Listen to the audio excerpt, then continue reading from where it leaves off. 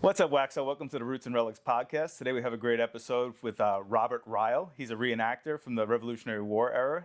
He was just out here in Waxhaw doing the Museum of the Waxhaws Battle of the Waxhaws. If you hadn't checked that out, he's going to tell us a little bit about what's coming up in the next year. We're going to talk a little bit about the state lines and how this whole area was won at one point. And thanks for joining.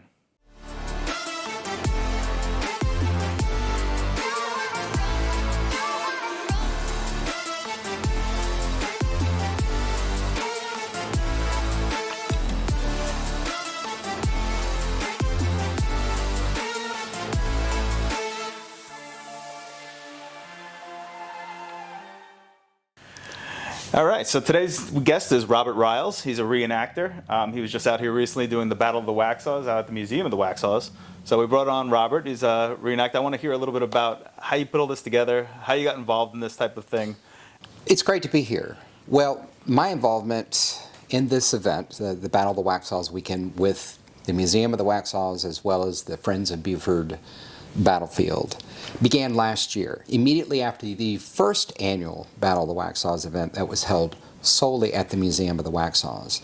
I was so impressed with it being a first-year event, so well attended by both reenactors as well as spectators, that I felt the need to ramp up my involvement in this event. Okay. So what I did was I reached out to Ken O'Brien, who is the president of the Friends of Buford Battleground in Lancaster County, South Carolina, and suggested to him the possibility of a collaboration between the Museum of the Waxhaws and the Friends of Buford Battlefield, so that we could have the encampment for the reenactors at the Museum of the Waxhaws, but have the battle reenactment for the Battle of the Waxhaws, also known as Buford's defeat, in an area that was either on or adjacent to where the actual battle took place, May 29, 1780.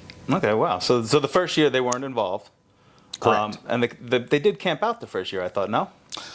Yes, the reenactors camped out at the Museum of the Waxhaws. There was a mock battle for the Battle of the Waxhaws that took place on the grounds at the museum. Yeah. The unique feature of this year's event was that the battle reenactment took place in a field behind the Buford Recreation Center at Buford's Crossroads in Lancaster County, adjacent to the actual battlefield. Gotcha. Okay, so getting a little closer to the actual history. I went last year and it was excellent, but this year the attendance was unbelievable. I took the kids. The kids love it every year. There's a lot of gunfire and cannonballs and all sorts of things. But let's for people who didn't make it out this year, let's tell them a little bit about what the process was. I know you guys showed up on a Friday night. You guys set up, right? Your camp was set up Friday night over at the field? Mostly, yeah. That is a very long involvement. The behind-the-scenes logistics of setting up the camp and then tearing down the camp is something that nobody really sees except for the reenactors and the organizers. Okay. So beginning around 4 o'clock is when people began to come in, set up camp, determine where they needed to set up specifically based on the map and as well as the condition of the field, because we did have some rain that Sure, a little soft. some readjustments had to be made. And then we stepped off for the parade or the downtown takeover. Yeah, the takeover was cool. At 6:45, we stepped off and came down here, and yeah, it created a lot of buzz, just like it did last year. It was something that we decided to carry on for this year. You guys come into town. You guys have dinner. You hang out at the breweries. You stay in character, right? A lot of reenactors do. They will Okay. stay in character. They will say huzzahs. They will interact with the crowd. Some will break that character and go into third-person persona. They talk about their uniforms, talk about the battle itself, talk about the event. It's just a great way of interacting with those who live here, so that they are aware. Which is a great way to bring history to life. I mean, if anybody's ever been down to like Williamsburg, Virginia, go to Colonial Williamsburg, you see all the reenactors out there walking the street. It really feels like you've stepped back in time. And I think Waxhaw's got that old feel. And for you guys to be out there kind of just marching the streets, hanging out at the breweries, I think it was really a really cool thing to see. And not only was it great pictures, but it also got people involved asking questions. What are you guys doing here? And so you camped out in cloth tents Friday night. Cloth canvas tents, many of us did. And Yeah. then there are some of us that are what you might call Ramada Rangers. We either, if we live close by, we go home, Okay. sleep in our nice, air-conditioned, comfortable homes. But those who come from far away, and we did have a unit come from as far away as Louisiana Amazing. to come and participate in this event, camp out. Yes. Roughly how many people were involved in this year's reenactment? I would say roughly 1,300 people were on site. That includes spectators, Okay. reenactors for the duration of the weekend. In terms of reenactors, we had about 200 That or is so. incredible. That includes the regular reenactors, those who were living historians, those who were sutlers who were doing demonstrations. And for the battle itself, down in Lancaster County, we had approximately 300 to 350 attend that battle, Wow. which is a lot for people to ask for because they had to actually commute 25 miles Right. from the town of Waxhaw to the Buford Rec Center. And these are all volunteers. People just doing it for the love of history. That is correct. That All is really volunteers. We are not paid. We're not subsidized in any way, shape, or form.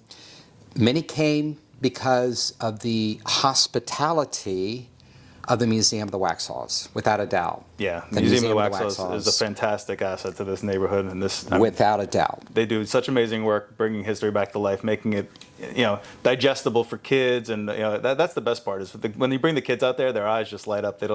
They love what they're seeing. They love seeing you guys in character and all the things that they have over there. But so tell us a little bit about the one in Lancaster. That was Saturday. Yes, that was Saturday. That was fought at 2 o'clock.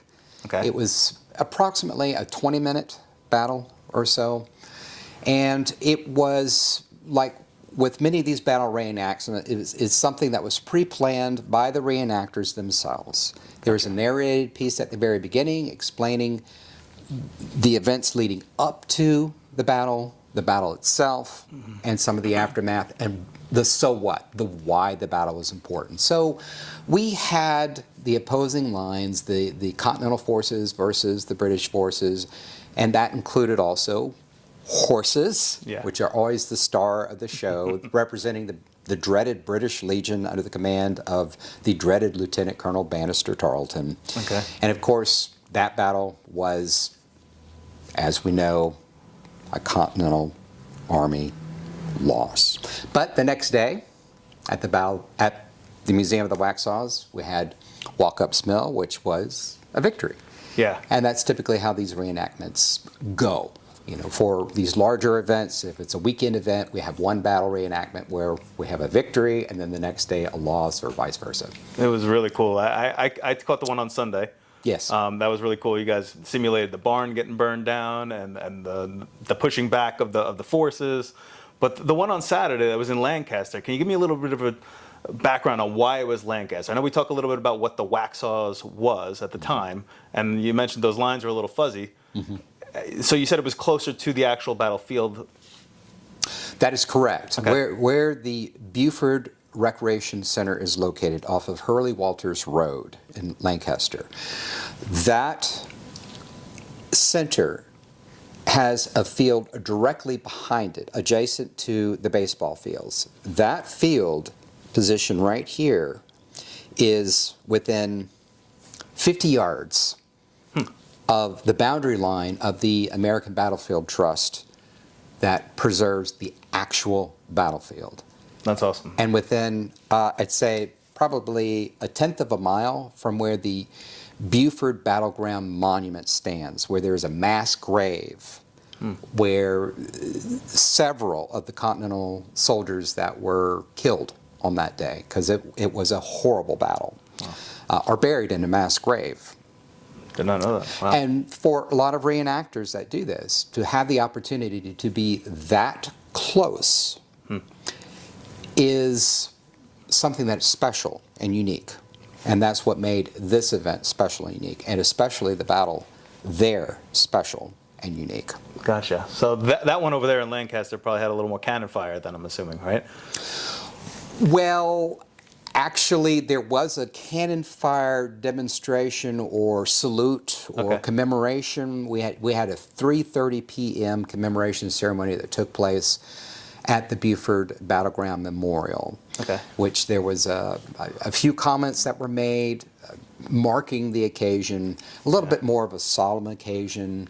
We had the 2nd South Carolina unit there that was doing a black powder musket firing salute and the cannon salute as well. Okay. There were cannons that were involved in the actual battle, but they didn't fire. Okay. All right.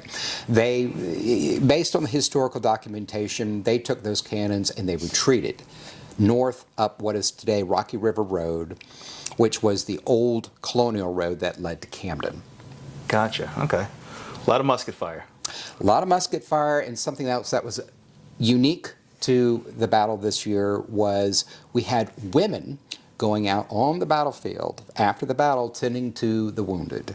Yeah. And that is something that's also very important in the story of the Battle of the Waxhaws, as well as other stories of these battles, is the role of women in these battles. So we made it a little bit more inclusive in that respect as well, and also to note the brutality of this particular battle. Right. So as that story goes, that was the fight on Sunday, the one I saw, right? Where the women were in the home was ambushed, right?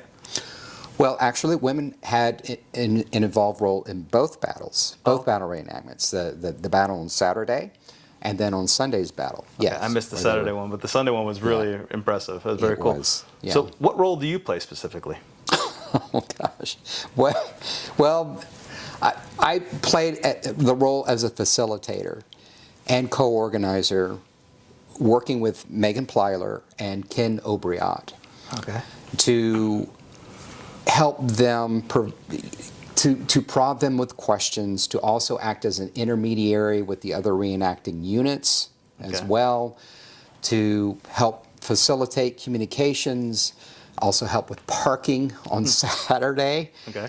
and also just running around like a chicken with my head cut off, helping to lead the procession of reenactors that were literally bussed down from the museum to the Buford Rec Center to make sure that things were going on time smoothly. So kind of part of it behind the scenes logistics. And then on Sunday, I delivered a program where I portrayed an actual historical figure whose name was Reverend William Martin, who delivered a very fiery sermon in the wake of that battle. Okay. And so I play the role of doing a little program as well. So multifaceted role. Okay. But Sunday they would have seen you out there dressed up, in costume, In the doing morning. your speech. Correct. In the morning, delivering a sermon. And we were quite fortunate to have 3 film crews Yeah. this year. We had one from PBS Charlotte, another one from South Carolina Educational Television, and then an independent crew from County Antrim in Northern Ireland No way. that came. They were in Wow. the area doing research about the life of Elizabeth Hutchinson Jackson, Andrew Jackson's mother. And I received some emails from Megan regarding their presence in the area, and I suggested to Megan, invite them to the battle. Maybe they'll have time to come. And they actually Amazing. made the preparations to be here. They rearranged their schedules so that they could be here to film on the ground here at the Museum of the Waxhaws and in the battle down in Lancaster. So That's great. the town of Waxhaws and Museum of Waxhaw may be featured in some kind of program segment somewhere Internationally. internationally in Northern Ireland. That is very, very cool. So we're getting on the map. That is We are getting on the map. that is awesome. So reenacting, how do you get involved in something like this? And how long have you been doing it specifically? Well, I got my start in this back in year 2000 in Tallahassee, Florida. At that time, I was working for the state of Florida, and I had my degree in history, and I was looking for something fun to do. And I went to a local archaeological site and history site. It was known as Mission San Luis. It was the site of the 17th century Spanish mission.